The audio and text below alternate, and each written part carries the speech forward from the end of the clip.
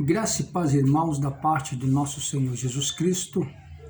Mais uma vez eu trago aqui uma palavra para o seu, para o meu, para o nosso coração, neste momento, nos dias que vivemos. Amados, quero responder aí algumas perguntas que algumas pessoas então lhe faz sobre a personalidade de Cristo.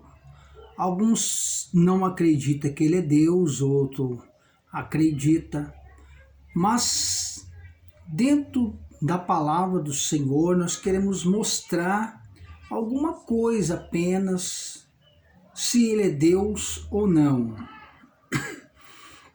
Sendo os cristãos que acreditam na Bíblia, vê ele como um Deus. Mas a Bíblia fala em todos os termos, em muitos textos, do Filho de Deus. Por quê? Porque ele tomou parte humana. E na porcentagem homem, ele recebe filho do homem. E sendo assim, ele é filho de Deus na porcentagem homem. Mas na porcentagem Deus, ele é Deus. Deixa eu ler o texto da palavra do Senhor.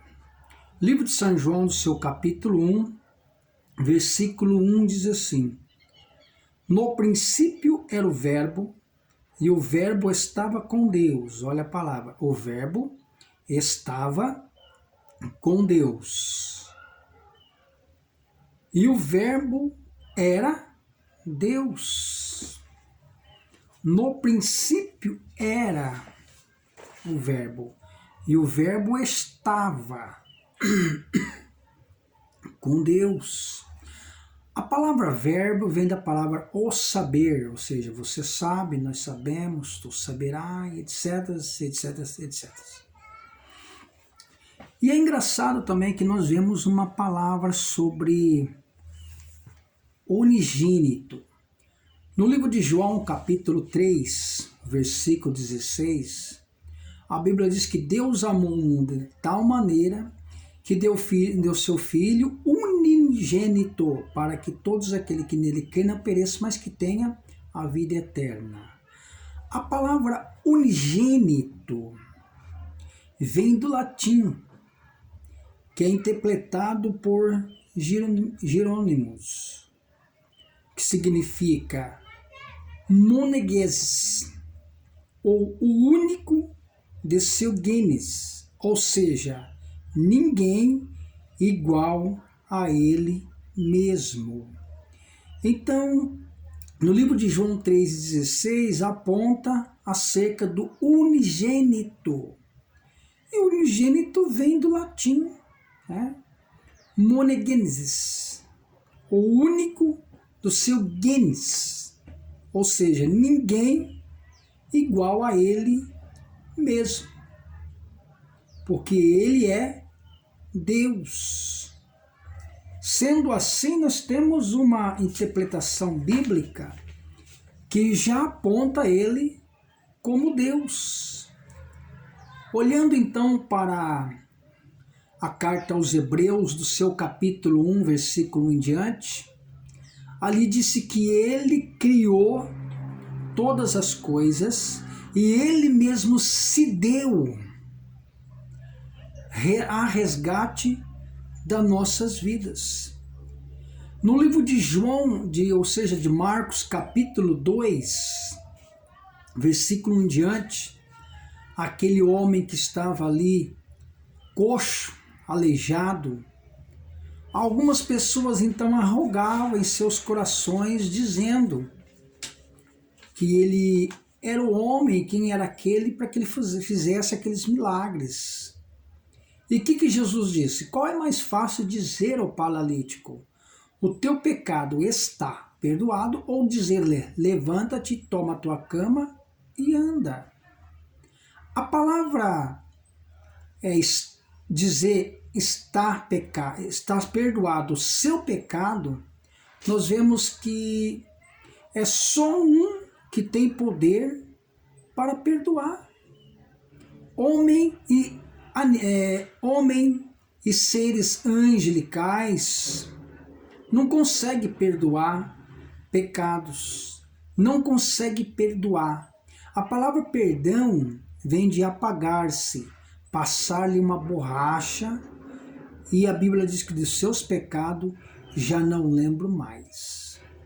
É só um Deus que tem poder para perdoar pecado.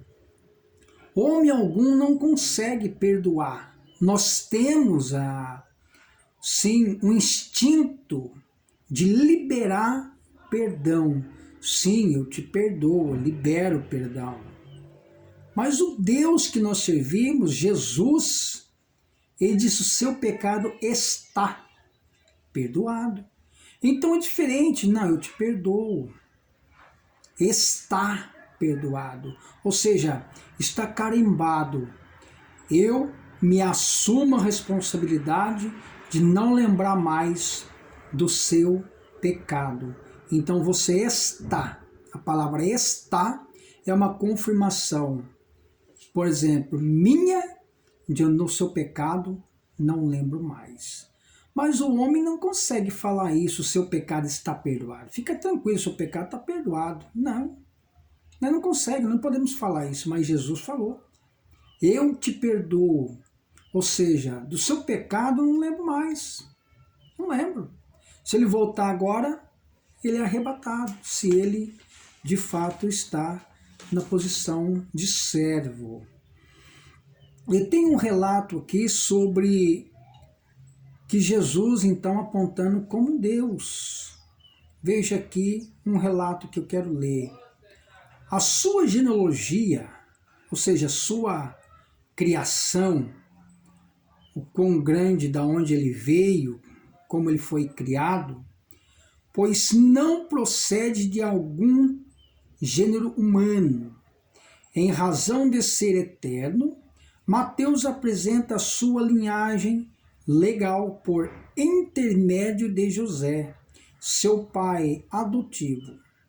Lucas registra a pessoal através de Maria, ambas na ótica de sua humanidade. Infelizmente aqui, terrenamente, quando Jesus nasce, ele toma o nome de filho. Mas simplesmente para crescer junto com a humanidade, sentir a necessidade humana e ver a qualidade que tem os humanos. Então, na porcentagem homem, ele começou a sentir necessidade, ele começou a sentir as paixões da carne humana, sentia frio, fome, calor, necessidade, porque ele estava num corpo humano. Por isso ele sentiu essas necessidades. Ficou até um momento nervoso, né? Ele entrou no templo e derrubou todas as coisas ali. A casa de meu pai é uma casa de oração, não é uma casa de covis e ladrões, que se comercia, vende pombos, joga baralho, esse tipo de coisa. A casa do meu pai não é casa disso, é casa de oração. Vamos correr um pouquinho, que eu quero mostrar umas coisas para você, ó, na leitura. Existe alguns tópicos, tópico 2, por exemplo, o seu nascimento, pois o verbo é eterno. O que vem a palavra ser eterna? Não tem começo e não tem fim. Tópico 3, a sua influência, pois Deus não se submete a faixas etárias humanas. Tópico 4, a sua tentação, pois ele é apresentado como o Cristo, o Senhor. Tópico 5, a sua transfiguração, pois ele renunciou à sua glória por um pouco de tempo. Olha aí, na transfiguração, ele se revelou a sua glória no período de tempo para mostrar que ele é Deus. Tópico 6, a escolha dos discípulos, pois ele não é o salvador de poucos, mas de muitos. Que bênção! Se fosse de poucos, nós estávamos perdidos, porque ele estava em Israel, nós estávamos longe de lá. Tópico 7. As parábolas, pois este é um método educativo humano que o tornou a maior pedagogo entre os homens. Tópico 8. A sua ascensão, pois simplesmente ele retornou à sua glória preexistente. Olha, retornou à sua glória preexistente, da qual antes de nascer ele estava no mundo de glória no céu. Tópico 9. A grande comissão, pois nós, como seu servo, temos a obrigação de anunciá-lo como Deus e Senhor. Esta é uma obrigação cristã. Existem 7 testemunhos declarando a deidade de Cristo. Primeiro, João Batista. Este é o Filho de Deus, João 1,34. Segundo, Natanael. Tu és o Filho de Deus, João 1,49. Terceiro, Pedro. Tu és o Cristo, o Filho de Deus, João 6,69. Quarto, Jesus. Sou filho de Deus, João 10,36. Quinto, Marta. Tu és o Cristo, o Filho de Deus, João 11,27. Sexto, Tomé. Senhor meu e Deus meu, João 20,28. Sétimo, João. Jesus é o Cristo, o Filho de Deus, em João 20,31. Então esses tópicos nos ensinam que de fato ele foi chamado como Filho do Homem, mas infelizmente na porcentagem carne, humana. Agora na porcentagem homem, Deus, ele é um ser criado, ele é Deus. Na porcentagem homem, ele teve mãe, pai, irmãs, irmãos. Ele teve fome, sede, ele teve sonhos, projetos, ele foi instruído, ele obedeceu pai e mãe, obedeceu as leis, autoridades civis, ele leu a palavra dos Torás, mas na porcentagem de Deus, ele ressuscita mortos, ele cura, ele transforma, ele liberta, ele é o ser e ele é o Criador de todas as coisas. Existem mais 7 pontos que eu acho importante aqui. 7 vezes Jesus declara, eu sou. Olha aí, eu sou o pão da vida. Segundo, eu sou a luz do mundo. Terceiro, antes que Abraão existisse, eu sou. O quarto, eu sou o bom pastor. Quinto, eu sou a ressurreição e a vida. Sexto, eu sou o caminho, a verdade e a vida. E sétimo final, eu sou a videira verdadeira.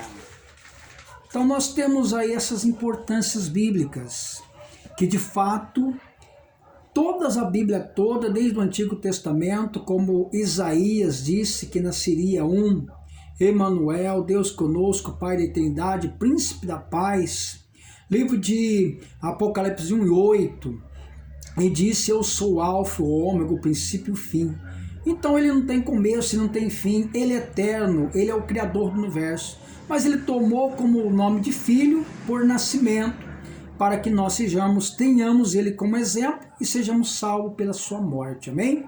Que Deus te abençoe, Deus te guarde, no nome de Jesus Cristo. Se Deus falou com você, inscreva-se no canal Manancial da Vida, mande esse like para alguém e nos ajude a evangelizar alguém através da palavra de Deus. Que Deus te abençoe no nome de Jesus.